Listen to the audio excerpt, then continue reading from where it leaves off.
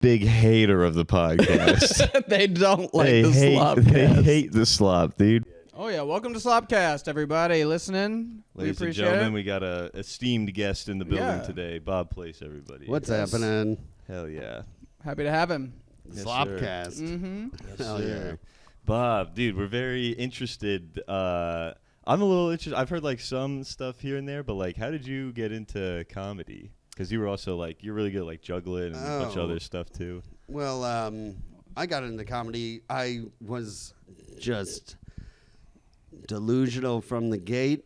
Hell yeah. And I don't know. The first time I did stand-up was at my 4th grade talent show. And Okay. then the next time I did it was my high school talent show because we moved and there wasn't a talent show at any of those schools I went to. Mm-hmm. And so, I used to think to myself, like, that's kind of when it started. It was the first time, sort of. Yeah. But when I was in high school, when I was 15... Same act you're doing now. Yeah. So, in 4th grade being like, you're gay. Yeah. I'm going to have a threesome with you and masturbate him. Well, I'll tell you, it wasn't that, obviously, but it went well. And so I was like, okay, Hell this yeah. is the thing. It gave me that bit of confidence Yeah. to be like, no, I should be doing this. Hell yeah. And Also, these mics are not the best. Just make sure you're like pointing it at your mouth. Oh, okay, right. Continue. And so when I was in high school, when I was in 9th grade, there was a talent show, and I did it at that talent show. But then I also found an ad for the comedy open mic at Eddie's Attic. Oh shit. And this is 2000. Yeah. And so I just Like asked my that's friends. That's it. 2000. What? The year The 2000. year 2000. Yeah, Okay. that's the year 2000 for sure. When I was 15.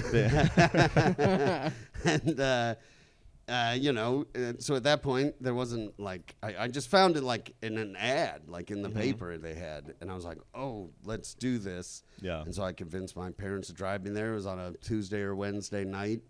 It was on a school night. Drove me out there, and I bombed. But because at the talent show it had gone well, everything was good. Uh-huh. And then I bombed. And what's interesting is sort of like where I started and sort of where I'm at now is really kind of like the same place. I finally got back to where that is. And what I mean by that is like when I was doing it then, it was like a lot of sort of I don't want to say like circuit, it was like music and like props and gags like that. Yeah. And it wasn't going great, but it was at school. It was, and then there was some like regular stand-up. I was trying to figure out what I wanted to do. Yeah. And what's interesting to me is that it went through like this whole thing that like by the time I was a senior, I was a guitar act, and I, the Eddie's Attic thing, I kept going, and I sort of there were like maybe one or two jokes. It's still that going worked. now. Well, the mic is still going, I guess. I haven't been to that mic in a long time, but I doubt it's the same people running it. No, yeah. No. It was It's much this- worse. Is it much worse? Yeah. But, I did that, and I did the high school talent shows, and I was like a guitar act, playing guitar, and then that started working. I came up with like 3 funny songs. One was about a gay cowboy. Another one was about Of course he was. another one was about having sex with an old lady. Cool. And the third one was about being a plumber and your wife's having an affair with me, sort of a thing. And those 3 songs, that was it. That's really what I had, was those 3. And a little bit of sort of like stand-up that I'd sort of put in between those things. And when I was 17, there was this place called Jillian's at Discover Mills that every Friday night, and in Gwinnett, and every Friday night had a comedy night that this guy named Stacey Hall ran. Yeah. Well, I had done stand-up 3 times, so I thought, I should contact this guy. Right? Right. So Yeah. I Is he gonna let me do contacted 20 him, minutes? and he was like, okay. I'll give you 5 on like Friday night. Come up and show me what you got. And so I came up and I played one song, and it fucking murdered. Oh, nice. And he was like, okay, yeah, I'll book you on this show. And at the time in Atlanta, there weren't showcase shows. Like now every show is like a showcase. Yeah. But back then, everyone was just modeling after what the comedy club was doing, which was just the punchline or, you know, the funny farm. Yeah, and it was like host, guest, feature, headline. And so, you know, he had me feature. And I don't know how the fuck I did that because I didn't have enough time. You went to 20 minutes instantly? But, well, and at the time, a feature was supposed to do 30 minutes. Yeah. Oh, my God. So it was like the feature did 30 minutes, and then the headliner did an hour, and the host did 10. Yeah.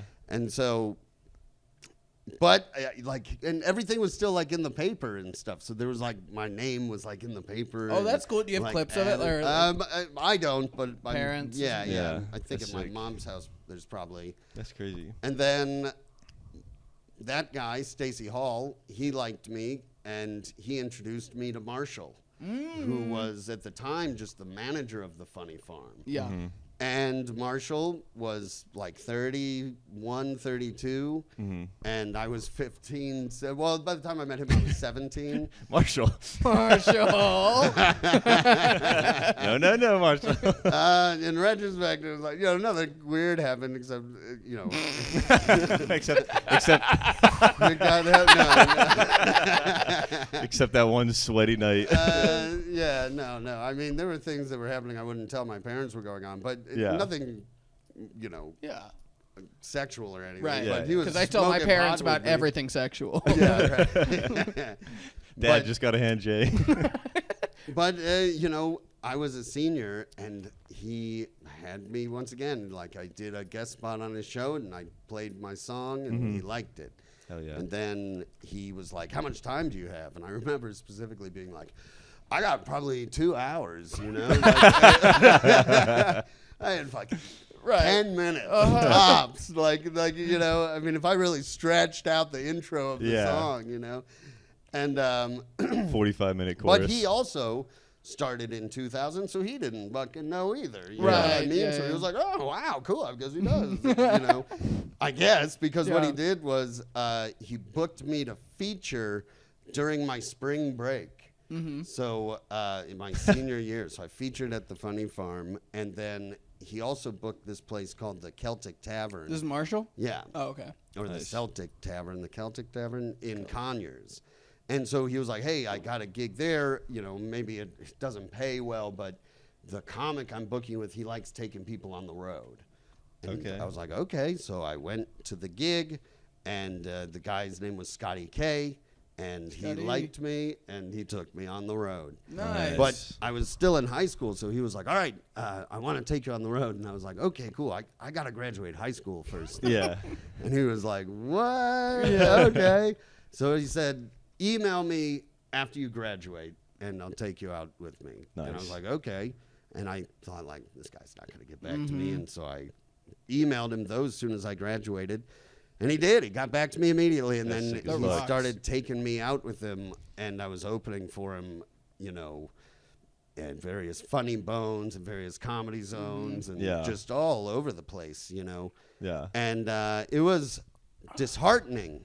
It was important for, like, my act because he was going out there and just fucking murdering, and like I'd see him get standing ovations regularly. Damn, and he was Scotty like K. just fucking absolutely destroying these crowds, and I would have less than 50-50 good sets Oh of my bomb. God. Like, it was intense too, because I'm 18 and I drove to Alabama where he lived the first time, and I don't know this dude. Yeah. And this dude's probably, I don't know, he was probably 35, 40 years old, maybe. I don't know exactly. He never told me his age. I'm still not totally sure. But could have been 80. But he, I show up at his house, and he's like, all right, let's go. We get in the car, and it was just weird. Like, I mean, I drove with him all the way to Rochester, New York once.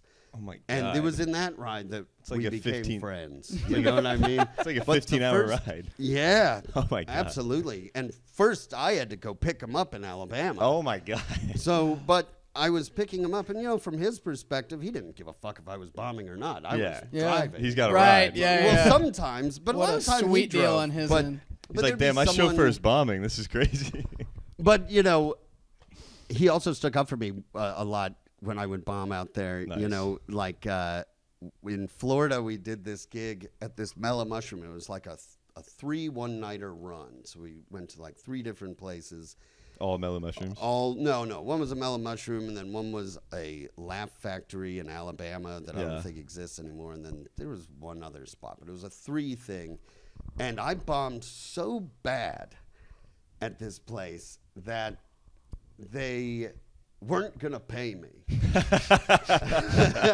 Like, and what was I gonna do? Like, first of all, I didn't, I had no confidence whatsoever because I didn't know. You're not even old enough to technically legally be in there. That's right. Also, exactly, and I was lying about that, of course. But so, but he stuck up for me, and he was like, "No, you got to pay him." Mm-hmm. That's bullshit. Like, it didn't go well, but that doesn't matter. That's not what we're doing here. Like, and so he was great, and it was like the first sort of like comedy mentor in a sense because he was taking me out all the time. he's your OG. And he was, we did all these places. The place in Rochester, New York was this place called Comics Cafe.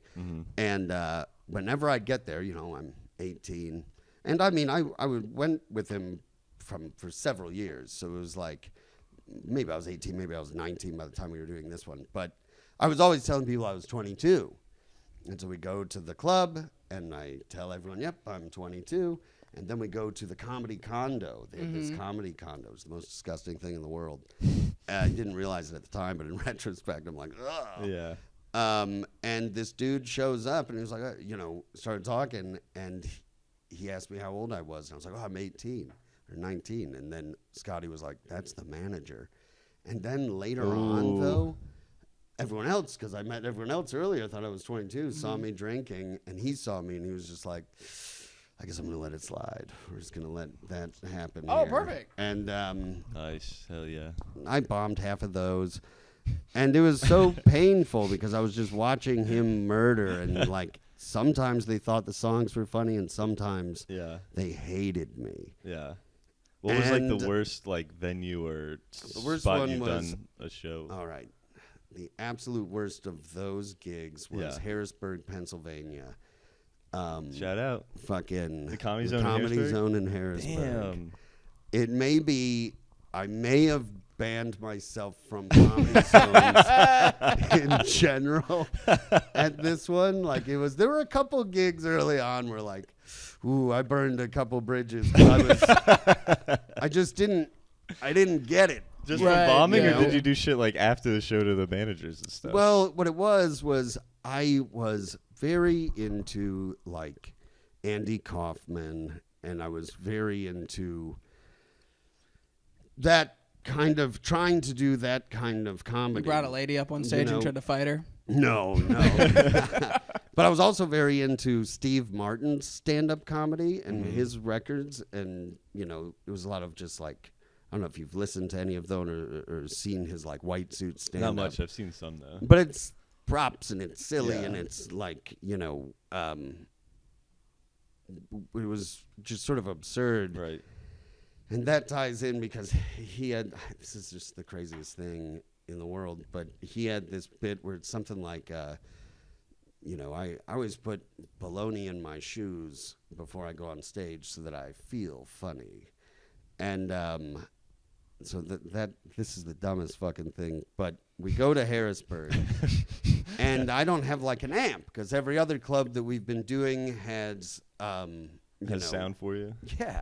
And they had one cord and one mic, and we get there, and I don't have it, and so this is my delusion or whatever. I was like, well, I just won't do the songs. I'll just do some bits. I'll just stand up. Yeah.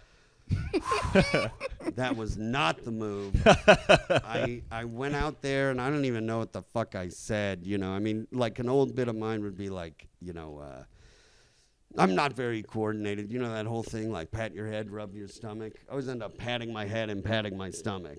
Another example this morning, I'm brushing my teeth. All of a sudden, I'm jacking off. And and 100 people that paid $50. Like, what the fuck? well, and you know that worked. That joke worked a lot of the time, Yeah, but yeah. it didn't work that night. And then I tried my hand at some crowd work, which just I didn't grasp. How the often idea. were people doing that back then? Crowd work? Yeah. Never. Never. But, you know, I would try. I remember just that night specifically, I had dressed. Some girl had like her titties out and there was like glitter all over them. Nice. And I don't remember what I said. I probably said something just like, titties! And everyone was like, what is this guy doing? He has He's Tourette's. Fucking, and, you know, at the time, I looked like I was 12, you know. Just being like titty. And one of the things that I realized was sort of like, my act was always dirty, but people didn't accept it very well when I was younger. And then once I got older, people were like, nah, this guy's, he looks he's a like he's pervert. been in some Yeah, yeah. That's a believable pervert. Yeah, So once, anyway, young. once you shaved your head, they're like, okay, now we get it. yeah. So the manager of the club came up to me and he was fucking furious that I was just bombed. And like Yeah. in retrospect, he's like, why are you so mad about that? Dude, And who cares? who gives a fuck? Like, well, but it's like, have you never seen anyone bomb before? Right, What, yeah, got you mad own a at me? comedy Like, club. What are you doing? He comes up to you. He's like, what the fuck? You just bombed. You're like, what are you mad about? I do this all the time. Yeah, like, dude, this is what we're doing. We get about 50-50, maybe less. So Yeah. I Sorry I went didn't give and Harrisburg my best. I don't know why. You also mad that I drink and drive all the time too? All 19. So I put cheese in my shoes, and just to feel funny. You know what I mean? Ended up feeling cheesy. And I remember saying that to the guy, and by the way, I was acting very like, I don't know, like I was mimicking almost Andy Kaufman. You know what I mean? Like, You're being a weirdo. yeah.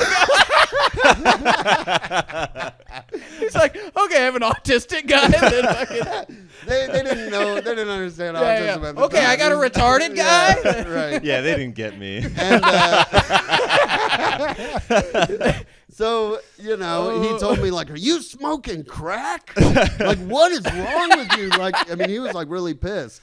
And, but Scotty, you know, stuck up for me, and, like, I did the rest of the gig, and they that's fucking great. paid me. Yeah, He, you know, and that was what was great about him. But watching him murder and I'm doing bad things, you know. They're doing just- horrible They're things. doing horrible things. Now, look, sometimes it's going well enough for me to feel like to not quit. right. yeah. But it was going bad enough that objectively I probably should have quit. You know what I mean? Yeah. Like, it's Or at least surprising. change some shit up. Yeah. And I did change things. But what ended up happening was I decided, like, okay, fuck it. I want to get good at just doing stand-up. And one of the things, because I was in high school when Scotty took me and started going on the road with him, I stopped going to open mics in Atlanta Yeah. because I was stupid and I was thinking like, no, I professionally do this. It's Right. like, Yeah. bro, you need to figure out how to do this. Yeah, I'm better you than know, these you've fuckers. been brought on the road too soon. Is sort of what really happened. Yeah. But so after being on the road with him for a few years, I was like, made that decision about like, I need to just do stand up. And so then I went back and started looking at where are the open mics in town. And I went to the Funny Farm and the Punchline. I got back into going in. And when I did, the scene had changed because between then and now, MySpace had happened.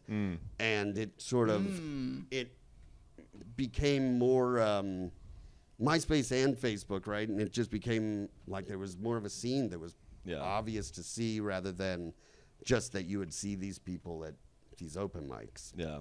Which at first there weren't any. Yeah. You know, there were no shows in town. It was like That's crazy. Twisted Taco, Eddie's Attic, The Punchline, Funny Farm. You could go to Uptown, which Twisted Taco. Is there any of those left? I don't know. Yeah. I don't know, but Yeah.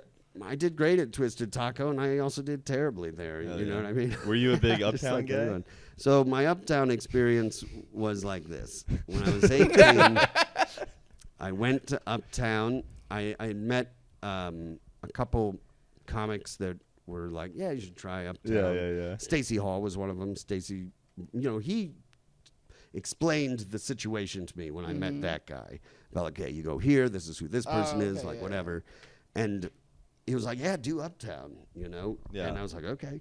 And so I went up, and at the time it was the upstairs of the shopping complex. And I went in, and, when I went up, I didn't even get a word out. Like, I got to the mic, and this lady stood up, and she said, hang yourself. Hang yourself, motherfucker. And she's like stood up and she's like screaming at me like this. Hang yourself. And I'm like, I just like got to the mic and I'm like, what the fuck is going on right now? And there's this older black lady in the front row and she's like, you just do what you're doing. Don't pay her no mind. That's right. You just keep going. You go. And she was like being very encouraging. But then this other lady was just go hang yourself. And I didn't say anything. And all of a sudden, dude, the DJ cut in and that was it. That was the set. And I was like, wow. And then I was there with like, yeah, maybe, I was there with. Didn't get a word out. Not a single word. I didn't say anything at all. That's crazy. And then I just sat back down and like watched the rest of the show. Because there's always been some sort of a sense in me of like, whenever I feel that response of like fight or flight, generally I'm like, no, don't be a bitch. Just sit, take it. Well, just see, is this a problem? Yeah.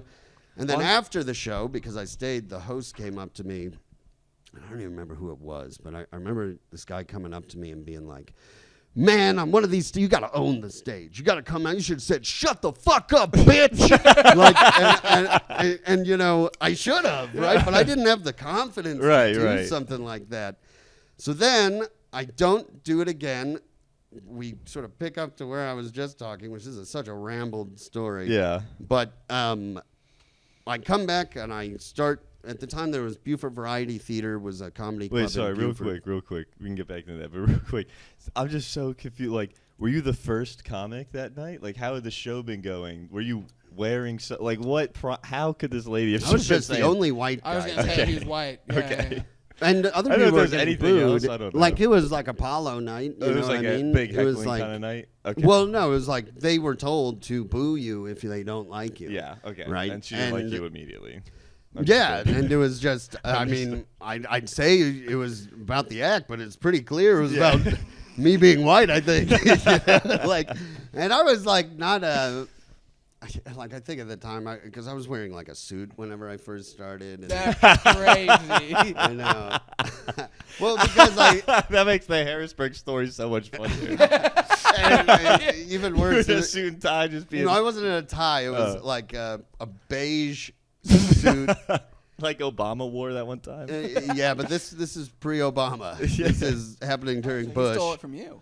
That's right. But so then I come into Atlanta and with a determination of like, I just want to be able to go out there and make them laugh. Yeah. Just like with jokes that I come up with. And at the time in Atlanta, the sentiment was very like, it was a little more just not just with comedy, but just in general, there was more of like a gatekeeper mentality of, but not like gatekeep you to get onto a show, but just like kind of being, like snooty about whatever the thing is that you like. So there was a lot of comedy police and a lot of like people that like the three cardinal sins. Yeah. Was crowd work, fucking props, and fucking music. Right? Those three things were the cardinal sins. You're the Holy Trinity. Yeah, it was a bad day to be named Bob Blake. Well, at the time, I wasn't doing any of that. Yeah. I started doing that as direct blasphemy to that. I started doing that because I was like, oh, really? Punk Well, you rock. know what? Fuck you. Yeah. I'm going to be nothing but crowd work, Hell yeah. fucking music and props. And guess what? I'm gonna fucking murder. Yeah. And what are you gonna say? Nice. So, but at the time, but we build to that, right? Yeah, and yeah, that's where this story originally started. Was where I started. That's what I was trying to do. Not the crowd work part, but the props and music. Yeah. And then I had to figure out how to just do comedy first. And so then for like 10 years, I wasn't doing anything like that. I was just working on bits and doing that. Nice. And then I got good enough at that I went back to Uptown. Yeah. And Redemption. and this is like literally, like that probably happened when I was 18, the first one. And this is probably 25. Yeah. Maybe not 25. Yeah, probably about 25, 26. I went back, fucking murdered. Oh, hell yeah. And then I don't ever want to go back. We've, And on I'm high 1 and note, 1. I'm 1 and 1. Exactly. That's fun, man. But yeah, so that train sort of led there. It's been interesting. My act has gone through like a few different reinventions as I've just sort of grown. And then the other thing was that it was like I also played in a band called Swank Sinatra for 11 years. And during that time, a lot of that sort of also was What kind kind of of music was informing that. It was rock and roll. Nice. Hell yeah. Is it on Spotify? Yeah. Spotify, Dude. Swank Sinatra. Hell yeah. We Check gotta 'em look out. that up. The best Swank Sinatra album, we put out 4 albums. God damn. And the best one, though, is Live at the Claremont Lounge. Dude. That rocks. That's sick. It's the best, like, because the other albums, they're, like, really produced and they're, like, whatever. But that is, like, what we sounded like. And I love it. That's my favorite record we did was Swank Sinatra Live How was at the recording at the Lounge. Claremont? It was amazing. I mean, at the time, the Claremont, I haven't been to the Claremont in a long time, but they used to do shows all the time. Yeah. Music shows. And we used to Interesting. play there all the time. Nice. The guy that booked it is one of my best friends, and he's the guy that tattoos me and the guy that I make movies with, Darby Dust. Yes, sir. And so he, and also he booked, music and stuff, and he booked that club, and it was awesome. Nice. It was really great. Hell yeah, dude. It was, no holds barred, and the best album we ever recorded. Fuck It was yeah. right after we finished this long tour, so we were just like fucking tight. Yeah. It was like we had it down. Nice, bro. And you But were so doing that was also informing the I was going stand-up to say, you were doing doing that while doing stand-up, too? Yeah, yeah. Busy guy. Oh, That's sick. I thought I touched your toes. Dude. Dude, I got a non-comedy question for you for a second. We can pivot back into Sure. it. But I'm just curious, Bob. What's like the most amount of trouble you've ever gotten to? Were you like a little hooligan back in the day in your teenage years and stuff? When I was a teenager, Or just any the time? most trouble I got in was like the 2 times I'd been arrested, I guess. Oh, shit. Yeah. The most. And so one of them was a DUI. Classic. And I would have arrested me, you know Yeah. what I mean? I shouldn't have been fucking driving. It's the most embarrassing situation ever. I'll tell you about it. So doing stand-up, I wanted to move to Los Angeles. Okay. So more or less, I had I just couldn't. I needed to save money. I needed whatever. So I was moving. I moved back into my parents' house to try to save money to then move to Los Angeles. Okay. That was what my goal was. And while that was going on, my goal also was, meeting chicks. Yeah. And I was Getting like, your wiener sucked. right. It's a good goal. And Save money, get ahead. I mean, and at the time I was waiting tables, and this is when I'm 25, and I'm waiting tables at a place called Ippolito's. And there was this girl there that I liked, and I'd been trying to like get her to, go out with me. yeah. And so Coworkers. It's the best. I go home, I get off, and I go home, and I first stop by the liquor store, and I buy not a handle of Jack, but like a decent amount of Jack Daniels. Fifth. And I drink it all. Nice. And because I wasn't doing it. I had no plans. I was just getting drunk as shit, you know. And then she texted me. Yeah. After I've drank this entire bottle of Jack Daniels. And she says, hey, I just got off. I'm going to go to Taco Mac in Swanee. Do you want to meet up for some drinks? And I was like, this is what I've been waiting for. Absolutely. So I get in my car and I drive to Taco Mac. Yeah, where are you at this? At this point, I'm in Lawrenceville. No, because at this point I moved back to my parents' house to Lawrenceville driving to Swanee off of 5th of Jack. That's right. It's like 40 minutes. It's it's maybe 20 minutes. Okay. And so I get there and she's there, and I guess she noticed I was drunk immediately. But we sit at the bar and I order another drink and we're drinking and I'm like fucking like I'm sure my game is not going well, you know. But I'm laying it on thick. It's like you want to get out of here to the wrong lady. Well, eventually she's like, let me give you a ride home because I think I get cut off at the bar. I don't have like a super crystal clear memory. I'm filling some stuff in here. But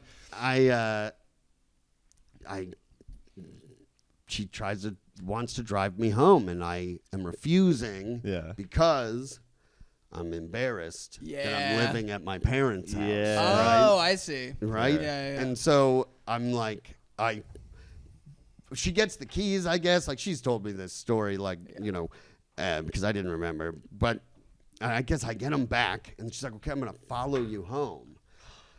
Okay. So I'm like, all right, I'm in my car, and then I try to lose her. How come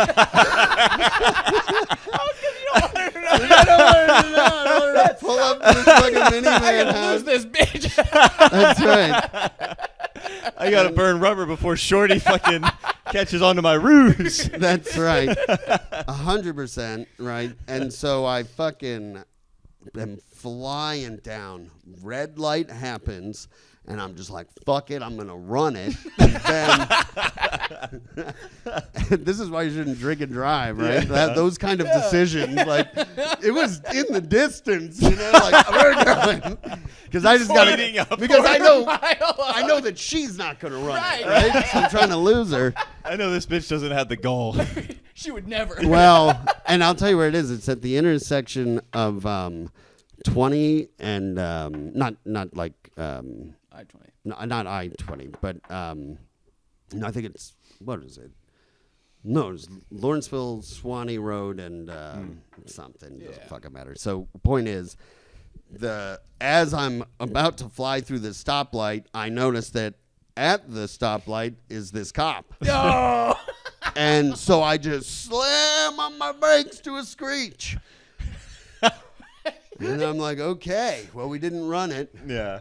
Light turns green. As soon as I start moving, its lights go Right, on. yeah. Just saw a guy go from 90 to 0.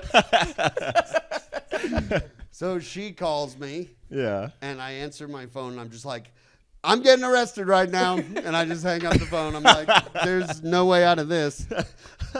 So the dude pulls me over, and, you know, he was just basically like, you know, get out and let's do some tests. And the test went well, but I refused to blow. Yeah. Because that's what I've always heard to do. Exactly, and that's what you should do. It worked? They tell you, you know, yes and no. Okay. Ultimately, it worked, and I'll explain why. And this Okay. is, you Hell know, yeah. by the way, I mean, I don't drink anymore. I shouldn't be drinking. Yeah. But what happened? How long sober? 3.5 years. Hell yeah. now. Congrats. But I'm not sober, but I haven't been drinking for 3.5 years. That still counts. Because that's the thing that's Only fucking shit cocaine. Yeah. Only poppers. Right. Sweet, I'm just doing meth, but here's the thing. No, just can't kick whippets. Yeah. so he pulls me over, and at some point, once I get arrested, I start getting belligerent. And I don't know why, because I was pretty compliant right up until the handcuffs went on. Yeah. And then I was just like, I guess I got nothing to lose. And I called the arresting officer a pussy, and I called the accompanying officer a bitch. And we eventually go to the jail, and then, like, you know, I get booked. You guys are arresting me. Do you know who I am? I'm the guy who bombs in Harrisburg. Yeah. I'm Scotty K's opener. And so eventually I wake up in jail, and, like, you know, that was a real bummer. But Yeah. I didn't blow. And what I told the officer in terms of how much I had drank, I said I had one whiskey sour. Yeah. It was like right after my 25th birthday. This Right. happened too. So the story I came up with was she bought me a drink for my birthday. That it was one drink. Mm-hmm. I mean, this guy's looking at me like it was definitely like a I can smell it on Your me. eyes are going in different directions. It was technically one drink. It was made with one whole bottle, though. Well, that's right. It was one drink. 'Cause I wasn't pouring it. I was Yeah. drinking it out of the bottle. It was for one sure. glass, technically. It was a very large glass. Of whiskey. A glass of whiskey. It was a goblet of whiskey. Like Chalice. So, but the reason that blowing helped, or not blowing, Yeah. was that, so I go to court, and my lawyer that I got was just like this 2-bit bullshit. If you get a DUI, you have to get George Stern. Is that his name? George Stein? Is that who you had? No. Oh. That's who you need. The DUI lawyer. I used to have commercials on the radio all the time where it was like, you'd hear these people just totally wasted, and then you'd be like, yeah, that guy got him off. Like, what? It'll cost you $10,000, though. Yeah. And As much as I the didn't DUI. have $10,000. Yeah. And then, as it turns out, right, ultimately, that it kind of caused that anyway. But Yeah. what happened was you have to go to DUI school, and you have to do community service. You have to get a drug and alcohol evaluation. And at the drug and alcohol evaluation, the evaluator is going to determine how much treatment you need. Mm-hmm. And you have to pay for the treatment, and you have to pay for their drug tests and everything else, right? Mm-hmm. And so, but there was no evidence. And so I went in, and I took this test with the lady, and I bullshitted her so well Yeah. that she said no treatment. Nice. Whoa. And I remember walking out of You're there just like, I never thinking, drink like, and shit. yeah, I was like, man, the only reason I didn't blow is because I always heard, don't blow. Yeah. Right. That's what they told me. But I had one whiskey drink, you know, and it was just my birthday. I don't drink regularly. You Yeah. know, I do smoke cigarettes. You know, I've never tried marijuana before. You know, I've Call been it around it marijuana, or whatever, that's good, but I yeah. mean, I've only drank and done, you know, that. And then, you know, on the test, there were certain questions that were like gotcha questions that were just designed for like an idiot. Yeah. And then one of them is, have you ever been sad? And I looked at her and I said, have I ever been sad? Obviously, Yeah. everyone's been sad. And like, it was questions like that where we were joking, because obviously some idiot's like, no, I've never been sad. Not me. I don't get sad, you know. But so I go out of that, and my probation officer at the time, I came in because, you know, you get an official thing that Yeah. you hand him, and he looked at it and he said, no treatment. Okay. Yeah. Wow. And I was like, believe me. Hey, I'm just as shocked as you, brother. Hey, musician, comedian, actor. That's right. The Put second it on time the I got resume. arrested was while I was on probation for the first time I got arrested. Yeah. They go, you were lying about the weed? You lied to us. This is even worse. It was the last time, and the second time was a real wake-up call, because I thought the first time was a wake-up call. Yeah. Right? And it wasn't. And so I met this gig in Putnam County. That Never heard of it. Yeah. Putnam County is near the Ritz-Carlton. Up there, there's a golf, Okay. like a golf In goes Georgia? on. In Georgia. Okay. Yeah, it's I believe Putnam County. I was not at the Ritz. But You're at the golf course. no, so there's a Paul guy that Olger. I still do shows with. I'm doing a show on the 12th with this guy, Shane Leverett. Yeah. And for 15 years I've been working with this Nice. guy, or longer. And surprising after what I tell you I did. So we go to the show. Raped him. And Joe Pettis was on the show, I remember. Yeah. Mike Albanese. It was at this theater up there, 2 shows that were packed out. Yeah. It was like a movie theater, right? And we got drink tickets that were, for a beer. Yeah. And I found a stack of them. Nice. And I was Wonderful. like, ah! And so I just fucking got blackout drunk. The show was amazing. Because by this point, by the time I was 25, I had then sort of figured it out enough. I feel like I'm better now than I was then, but Yeah. I was good enough my sets were mostly going well. Mm-hmm. And I murdered at this place. And then it's the sort of thing where, like, how after a show, you've got like this glow. If where the people, if you're hanging out with them, they sort of, treat you like you're a star. Yeah, that yeah. night. Until that fades away and you wake up in the morning and you're just no one again. But Yeah. and this, it was like So you get back to the bed you're sleeping in alone. Yeah. right. That was beautiful, actually. And so while I'm like have this glow going on, everyone's like, let's go to the Waffle House. So we all go to this Waffle House that like the whole show just backs out this Waffle House. And so they all are still sort of like me and the other comics, of course.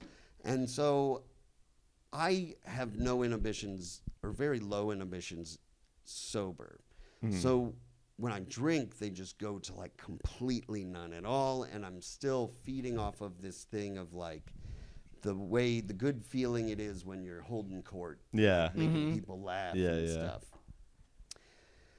And so I'm doing that with these people, and then I'm just in this sort of like mindset, and I go to the bathroom to take a piss, and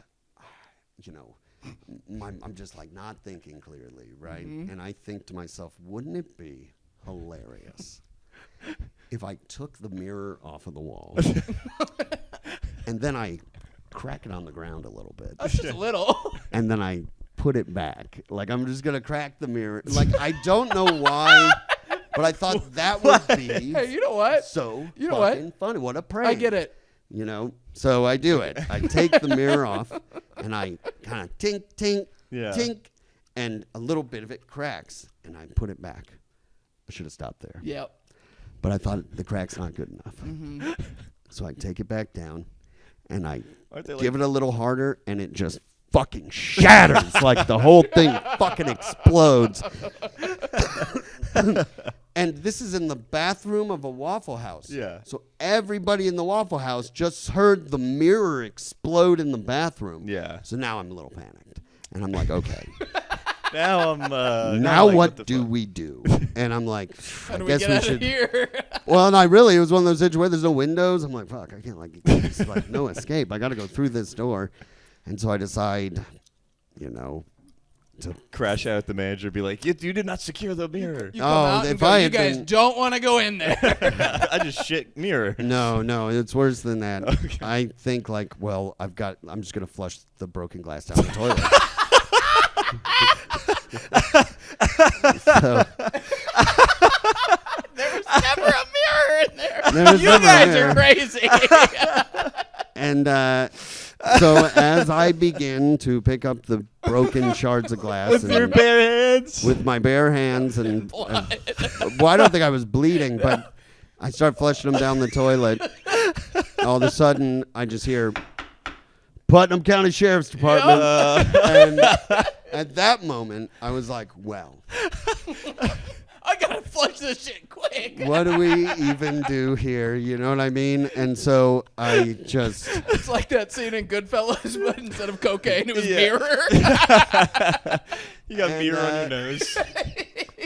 You have it in your pockets. I opened the door, and sure enough, there they were. And They got there quick. they just immediately handcuffed me, and it's like, they immediately handcuffed me and took me out. Everyone in town was at this show. Everyone in town was at this Waffle House. And their perspective must have been just really shocking, because from their perspective, it was like, yeah, this guy's fucking killing. Okay, he'll be back in a second. Like, oh my, and I'm just like out in handcuffs and cops are there. And it's like, what just happened? Oh. So they canceled that show on Shane, you know, and for whatever reason, he still fucks with me, even though, I mean, objectively, that would have been... Now, look, when I woke up that next day, it was nothing but apologies. It was it was, you know, that was one of the major shifting moments in my life, because my dad picked me up from the jail.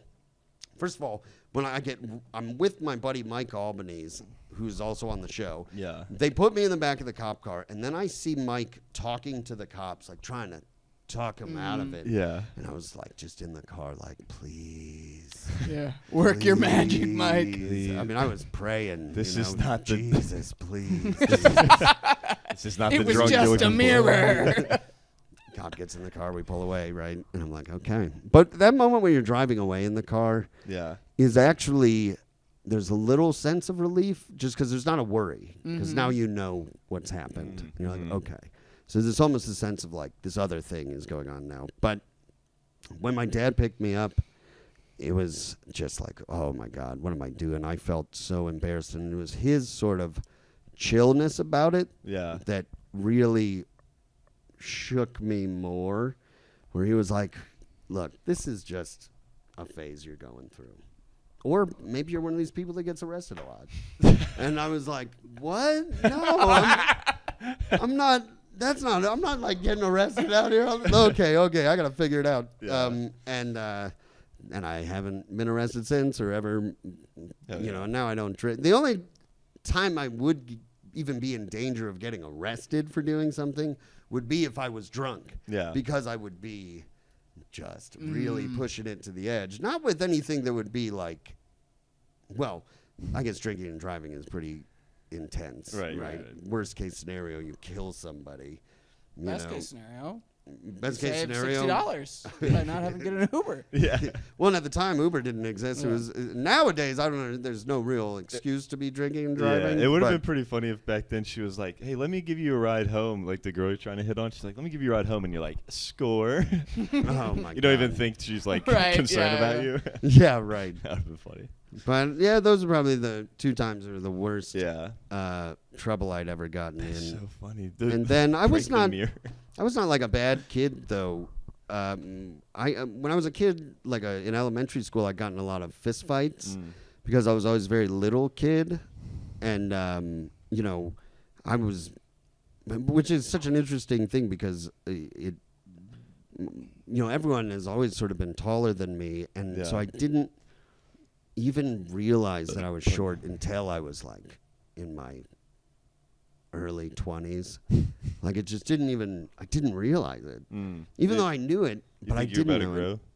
No, I just didn't. It just never, I felt like I was 10 foot tall, you know? Yeah. So I still feel that way. Hell yeah. But I wasn't like a bad kid. Well, I guess in elementary school I was pretty bad. Yeah. One time I used to do Ding Dong Ditch, and then that wasn't getting, you know, it wasn't exciting enough after a while. I needed something bigger, so I started getting garbage and leaving like trash in front of somebody's house and then ringing the doorbell and splitting. Oh, so they'd have to like take the trash, and it was in an apartment building, and so I'd leave it in front. And I was doing this for a while, and I thought it was hilarious.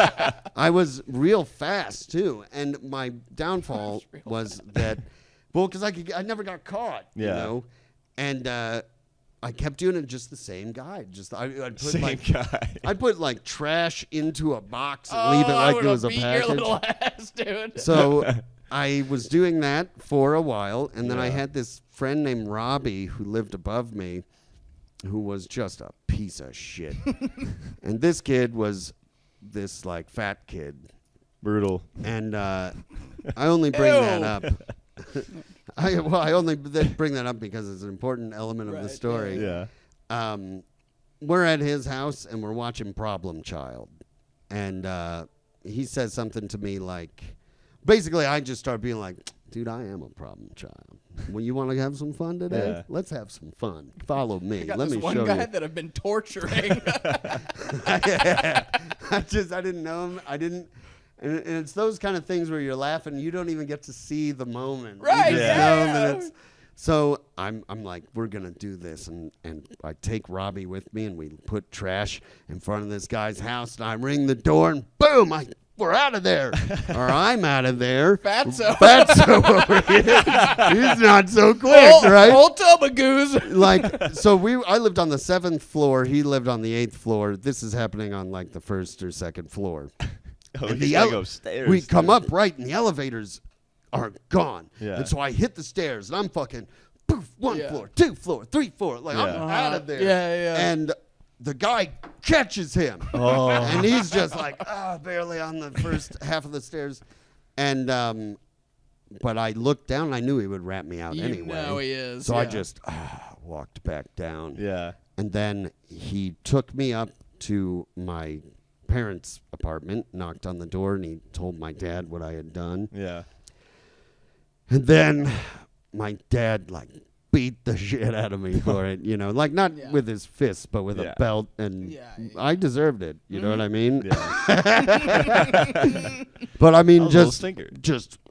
got me with a belt. And then he was like, now you got to go downstairs. You have to apologize to this guy.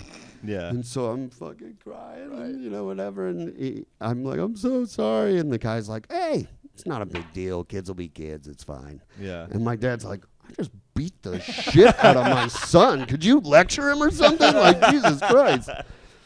So, but then once I stopped being bad when I realized that I just liked being funny. And then I just was always nice. interested in, I was performing and That's stuff, you know. And so by the time I was a teenager and I was actually like gigging, that was just always the focus, was that sort of stuff. And the in the rock band, there was a little more like wild and crazy things going on. There was certainly like a rock and roll lifestyle happening for a minute. Nice. Anything Which of was note? great. Nothing that I can talk about. Okay. Oh, I dude. mean, Yeah. Somebody else. But- I think it was Clark or Gilbert was like, oh, if you have Bob on, you have to ask him about his interactions with Dave Chappelle. Oh man, Is that something you can talk about? maybe. Yeah. I guess so. Yes. That's the only context we have, is that you just have like a story of like running into Dave Chappelle a few times. So I've had 3 encounters with Dave, Yeah. and man, drinking is a part of this story too, right? So obviously, Dave Chappelle was one of my greatest heroes ever, right? And just I loved all of his specials. I loved Chappelle's show, Right. and you know, he quit doing it for a while, Right. and then he started doing it again. And when he did, I was working at the club, but my dad had just died.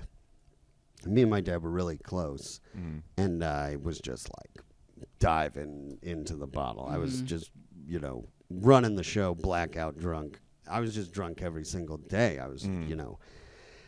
And it's toward the end of the second show, or whatever the last show is, if it, you know, Friday or Saturday, and I get this message that, hey, make the show go longer. Dave is on his way, and he's going to, you know, do a spot. And I'm like, oh, my God, Yeah. Dave Chappelle. Like, I'm just like, And this is at Skull, right? this is at the Skull. Yeah. And so we're just throwing comics on to keep the show going. And then I get this message, he's outside. So I go outside. There's 2 Escalades pull up. In the front seat of one of them is Dave and some people. And then in the front seat of the other one is T.I. and some people. Yo. And he's like, he gets out and he's like, is this, they said I could do some jokes. And I was like, absolutely. You know, and I was just, I've made a bad impression with every celebrity I've ever met. Yeah. 100%. Yeah. Just can't handle it. And so when I wanted to say to him, I wanted to let him know how much he meant to me and how that like affected my life and just like the broader good that I think he's done in general and you know, but I didn't want to seem so fanboy. Mm-hmm. Yeah. So I was like, what if I say something that's something a little more like maybe on his level or something, right? Cool. And so I said, it's like, so, Donnell Rollins helped tell them about that place because he headlined it a lot. Yeah. And he was like, so Donnell says this club's great. And I said something to the effect of like, yeah, sometimes there's this chick that'll come around and she'll suck people's dicks in the green room. And what was her first and last name? and this is a different time, Wait, that really happened? Yeah. What? And Time machine. Born in the wrong era. Yeah. her name was my ex-girlfriend. And no, I'm kidding, but that's also not. I'm not totally kidding about that. But I was actually referencing a different girl. There was some fucking. There's multiple chuckle fuckers. What? There were chuckle fuckers there. There's none anymore. Well, and also, surprised. it would, that's more of a thing that headliners are getting, and a lot of times the chuckle fuckers are the wait staff. Yeah. But anyway, there was this girl, like, I mean, the scenario is like to get really into what happened is just like even crazier. But yes, that happened. What was his reaction? Was he just like, okay? Well, here's the thing. He reacted in a way that was just kind of like, oh okay. All right. Like, and where is it? And No, thanks. I don't need my dick sucked right now. and then, he performed and it went great for him and he left and I woke up the next morning and I was like, oh my God. I can't believe that was the stupidest thing to fucking say to Dave Chappelle. Why did you say that? I can get your dick sucked tonight. Well, my thought was just kind of more like I was trying to I'm sure you've gotten your dick sucked because of comedy. I've had that happen too. Yeah. Like that was We're the on the idea. same level. We Well, got a dick sucked. I was We're just not trying so different, you and I. I was trying to I thought that would almost be more of a funny thing to say. But it wasn't received that way. And basically, it was like he just went on with his thing, and then I woke up the next morning and I felt like, oh my God, how stupid. And so I called different friends, and everyone was like, dude, people say crazy shit to him all the time. Yeah. He probably doesn't even remember that. Mm-hmm. There's no way he even fucking remembers that. So I'm like, okay. And then a few months later, he's playing the Tabernacle, and Marshall says, hey, let's go see Dave. Donnell's opening. We can get backstage. Nice. And I was like, okay, sure. So we go, and we go backstage, and Donnell comes up to me, and he goes, the fuck do you know what he said? He said, how about all these freaky chicks? The fuck do you say that to Dave for? And so then I'm like, oh, my God. No, he does remember. And it's like, so this guy that's been this idol of mine forever remembers who I am and thinks I'm a fucking douchebag. Like, he thinks poorly of me. So there we are. We're sitting backstage, and Jon Stewart's back there, and Michelle Wolf's back there, and Donnell, and Chris Tucker, and Dave, and then a ton of other groupies or whoever. I was part of the groupies, by the way. Yeah. And I always hated being backstage and feeling like you're allowed to be back here, but no one wants you back here. Yeah. I hate that feeling. So I have that feeling, and also I feel like, oh, great. So obviously I don't say anything to him. And then that night ends, and then for the next, 2 or 3 years, I had this weight on my shoulders of this idea of Dave Chappelle knows who you are and does not like you. Yeah. And that killed me. And then 2020 happens, and Dave starts doing this thing in Colorado, or not Colorado, in Yellow Springs. And, if you were part of the family, per se, you were allowed to go. And what does that mean? The club owners, people that knew him, anyone was allowed to, sort of come if you knew someone there somehow. And we knew Donnell. And so Marshall called him and said, hey, can we come up to that? And he was like, 100%. That's cool. So, right. So Marshall calls me and he's like, do you want to go up there? And the catch is you have to drive because he at the time couldn't drive. And I was like, yeah, sure. Yeah. So we drive to Yellow Springs. This whole time, Marshall doesn't know any of this. He knows now, but he didn't at the time know that I was having this, like, boom, boom, boom, Yeah. like, oh my God. The whole time I'm driving up, I'm just thinking of like, fuck, oh my God. I'm gonna get have this his moment. dick sucked. Yeah. I have to make good on my promise.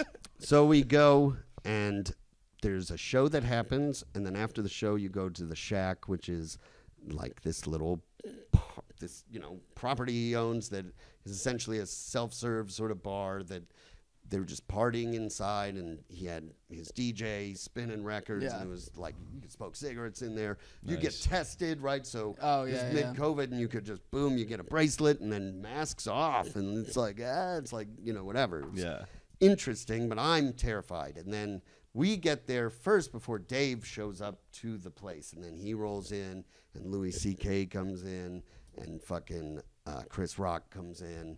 And just everybody that I would not want to think I'm a douchebag comes in.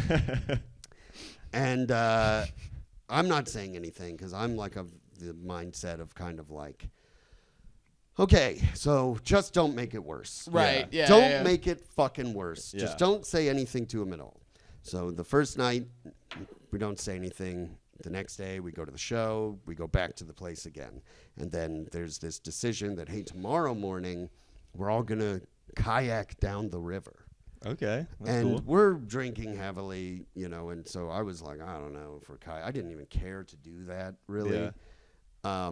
Because I didn't want to make a further worst impression in front of these fucking people that I respect. The less time spent around them, the better. The better. Yeah. Like, exactly. And so it's the number one reason I wouldn't ever want to meet Trey Parker and Matt Stone. Oh, yeah. No one I idolize more than those two, and I would just disappoint the fuck out of them. And I just don't want that to happen. I can suck your dick. No, fuck. No, that's the right.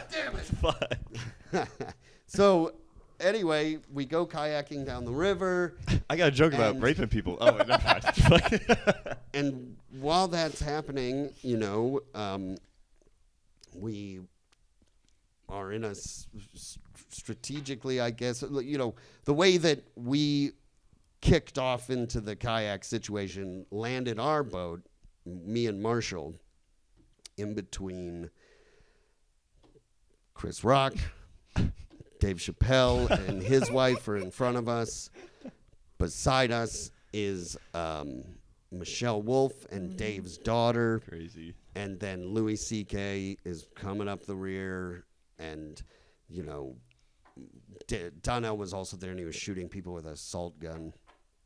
And on the river, that experience was just so stressful and intense. And but Marshall doesn't have this intense thing that's happening, so he has no problem interacting with these people. Yeah. And I'm just the one on the boat, like, oh my God, like I'm not saying anything. And once again, he doesn't know that I'm having this internal struggle. Yeah. Chris Rock gets tangled up in some brush or whatever the fuck it is. Marshall, we paddle over to him. Marshall helps him get his kayak out. I'm like, oh my God. The interesting thing there was the conversation that these super famous comedians were having amongst each other. It was such an interesting conversation. And what the conversation was Chris Rock was talking about, I don't ever do many ego things, but one thing I do is if I go to any bookstore or library, I can open up any book, just pick at random, any Black history book, and I'm in it. Oh. And it's like, wow, that's crazy. That's crazy. Because he's, so prolific. Yeah. What time is it? All right, because I got to run the show. So, this closes though. Yeah. So the next night, so then we do that and we go to the show and then we go back to the Shack. And at the Shack this night, the energy is high. It's Saturday night. Not that it really mattered because it was COVID, but DJ's spinning. Dave keeps walking up and grabbing the mic and stopping it and just holding court in this way where he's just telling us these deep stories about his dad and about his just everything. It was it felt like he was leading a cult, and I would have joined that cult. It was like he was so engaging, and we all sang Killing 'Em Softly together, like, you know, in a group. And then after we sang Killing 'Em Softly, Dave puts down the mic, the DJ starts playing, and he walks past. I'm standing next to Marshall. He walks up to Marshall. Not walks up to him, but he walks past us, and Marshall says, hey, when we were on the river, I played one song. It was Killing 'Em Softly, like on the thing. And Dave was like, oh, my God. And he gave him a hug. And then he looked at me, and he pointed at me, and he went, the wild one. And in that moment, it was such a wonderful thing, because in that moment, he said to me with those words, he said, what it said was, I remember, and also, it's all good. It's Yeah, fun. yeah, yeah, right? yeah. It was fun. Yeah. Yeah, Hell and yeah. so he called me the wild one, and then we went to the bar and we did a shot together, and I did have this moment of telling him like how much I, and, and it was like greeted with everything was good. Hell yeah. And That's awesome that he remembers after all that time. And I don't ever want to see him ever again for the rest of my fucking life. Don't want to see him I ever don't again? ever want to see him again. I would just break my heart. Yeah. No, you remember the wild one? No, I'm the wild Dude, you gave me a nickname. Don't you remember? Oh my God, you don't know? Not a clue. Never need to see Dave Chappelle again, and never need to perform at Uptown again. That's right. End on 2 high notes. That's so. right. Well, I think that's the episode. That's a perfect you wrap. got things you want to plug? Yeah, you should check out my movie Blood Mountain Massacre. Hell yeah. Where can I check it out? They could check that out on Tubi, on hell yeah. Amazon, on the CW. But Tubi's a good place. And then check out my album on Spotify called Raunchy. Hell yeah. Very funny. It's awesome. And I think that's all the things that are currently Sweet. out. Instagram, Bob fucking Place, right? Yep, Hell at yeah. Bob fucking Place. Look him up. Hell yeah. BFP, all DIY, baby. Hell yeah. Thanks for doing it, bro. Thank you very Hey, much. thank Very you. fun.